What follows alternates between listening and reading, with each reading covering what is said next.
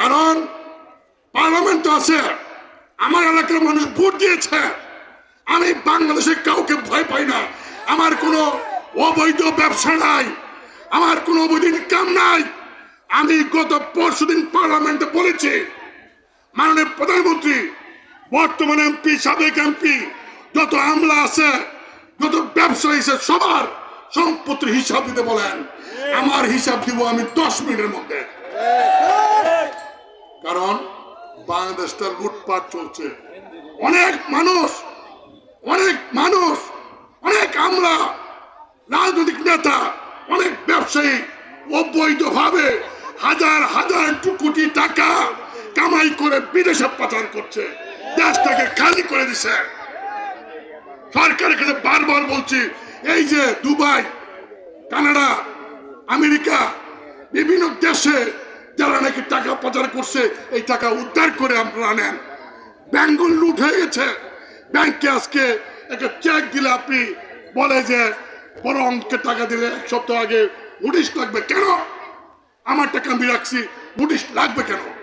এই সমস্ত জন্য কারা দায়ী? সেই দায়ী ব্যক্তিদেরকে চিহ্নিত করতে হবে। একজন সরকারি কর্মচারী তার চাকরিকালীন অবস্থায় 800-900 বিঘা জমি মালিক হয়ে যাবে। কি করে সম্ভব? কি করে সম্ভব? এগুলো দেখার দায়িত্ব সরকারের। কাজে মুখ বন্ধ হবে না। জাতীয় পার্টির পক্ষ থেকে আমরা আগামী দিনে সরকারের যদি কোনো খারাপ কাজ থাকে তার বিরুদ্ধে আমরা প্রতিবাদ করব। আমরা দেশের মানুষের পক্ষে কথা বলবো, দেশের মানুষের রাজনৈতিক অধিকার সম্পর্কে আমরা বলবো। আমরা চাই সরকার বিশুদ্ধ হয়ে দুর্নীতিবাদের বিরুদ্ধে শক্ত অ্যাকশনে যাবে। তাহলে আমরা কোঅপারেশন করব।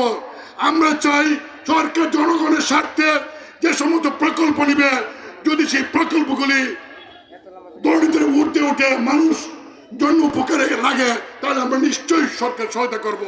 আর তা না হলে আমরা সরকারের সমালোচনা করব।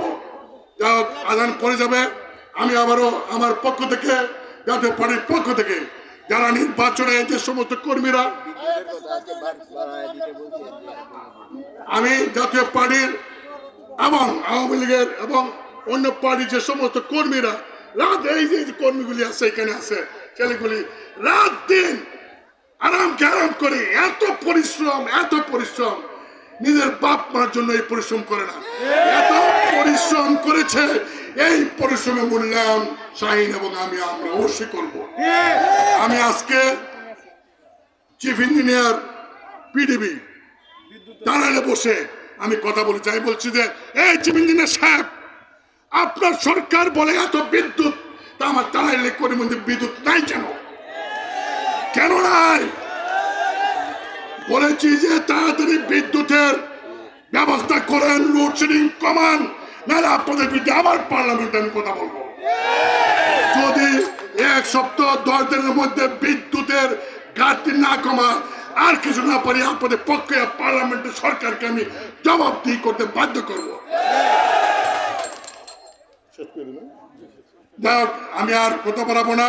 আপনাদের কাছে আবারও কৃতজ্ঞতা প্রকাশ করে আমার বক্তব্য এখানে শেষ করছি। আপনারা সবাই ভালো থাকুন। আল্লাহ আমাদের সকলের মঙ্গল করুন। আসসালামু আলাইকুম।